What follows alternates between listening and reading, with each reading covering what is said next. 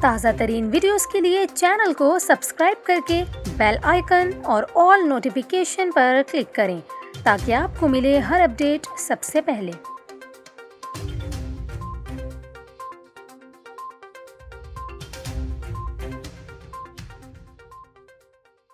السلام علیکم، news 24/7 Urdu service میں خوش آمدید۔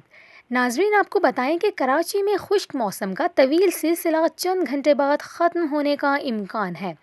محکمہ موسمیات نے شدید گرمی سے ستائے کراچی کے شہریوں کو خوشخبری سنا دی ہے۔ شہر قائد میں آج شام یا رات کو ہلکی بارش ہو سکتی ہے، جس کے بعد کراچی کا موسم خوشگوار ہونے کا امکان ہے۔ محکمہ موسمیات کے مطابق شمال مشرقی بحیرہ عرب میں مضبوط ہوا کا کم دباؤ موجود ہے اور یہ دباؤ مغرب اور شمال مغرب کی جانب بڑھنے کے بعد ڈپریشن میں تبدیل ہو سکتا ہے۔ ڈپریشن کے زیر اثر سندھ کے اضلاع تھر پارکر، میر پور خاص، بدین، ٹھٹھہ، عمر کوٹ اور حیدرآباد میں گرد آلود ہواؤں اور گرج چمک کے ساتھ بارش کا امکان ہے۔